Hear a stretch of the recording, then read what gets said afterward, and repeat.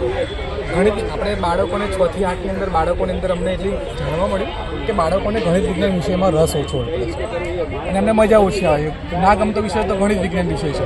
તો એના એક ઉપાય સ્વરૂપે મેં એક મોડેલ બનાવ્યું છે. આ મોડેલની અંદર એવું છે કે બાળકોને કોઈ એક ત્રિકોણ આ રીતનું આપી દઈશું ગ્રુપ વચ્ચે અને બાળકો ડિસ્કસ કરશે કે ભાઈ આ કયા પ્રકારનો ત્રિકોણ છે. અલગ અલગ પ્રકારની ડિબેટ જેવી સ્પર્ધા થશે કે ભાઈ આ પ્રકારનો છે, એની પ્રોપર્ટી વિશે ડિસ્કસ થશે એ રીતે.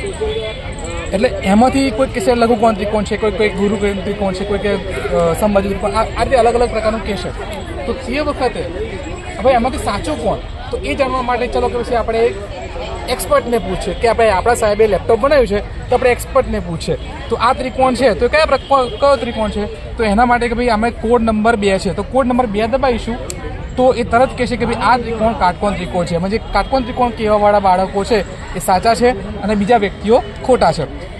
આ લેપટોપનો ઉપયોગ ખાલી ઉદાહરણ માટે આપ્યું છે. એના સિવાય તમે આ સ્ટીકર ચેન્જ કરી નાખો અને કોડ ચેન્જ કરી નાખો એટલે સમજ બાજુ ત્રિકોણ છે કે બાજુના આધારે ત્રિકોણ છે એ રીતે ખબર પડશે. ખાલી આ સ્ટીકરો એના કોડિંગ આધારે સ્ટીકરો લગાવી દેવાના. પછી ગણિતના કોડ બનાવવો પડે આપણે. કોડ આમાં છે જ ઓલરેડી વાયરિંગ કરેલું જ છે. આપણે ખાલી જવાબ ચેક કરી અને કોડ સામે લખી દેવાનો એ રીતે. પછી એ સિવાય વિજ્ઞાનની અંદર કોઈ તૃપ્તિજન્ય રોગ કે ભાઈ કયા વિટામિનની ખામીથી કયા રોગ થઈ શકે ખાલી એના સ્ટીકરો બનાવી એ સામે લગાવી દો એટલે આ થઈ જાય. આ થયું આપણું આ શૈક્ષણિક ઉપયોગ આ લેપટોપનો.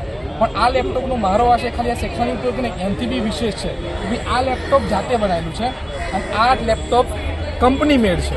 તો આમાંથી આ દિશામાં કેવી રીતે જવું, કારણ કે આ લેપટોપ બનાવવા માટે મેં જે પાછળ જેનું વાયરિંગ કરેલું છે આ રીતે આ લેપટોપ જાતે બનાવેલું છે. તો આ લેપટોપ બનાવવા માટે જે આ વાયરિંગ કરેલું છે એ બાળકોને સમજાવીશ કે મારે ડિસ્પ્લે પર ખાલી 3 જવાબ જોતા હોય તો મારે આટલું કામ કરવું પડે. તો આ લેપટોપ બનાવવા માટે કઈ રીતે કરીશું, તો આની અંદર શું ઉપયોગ થાય છે તો નાની ચીપ.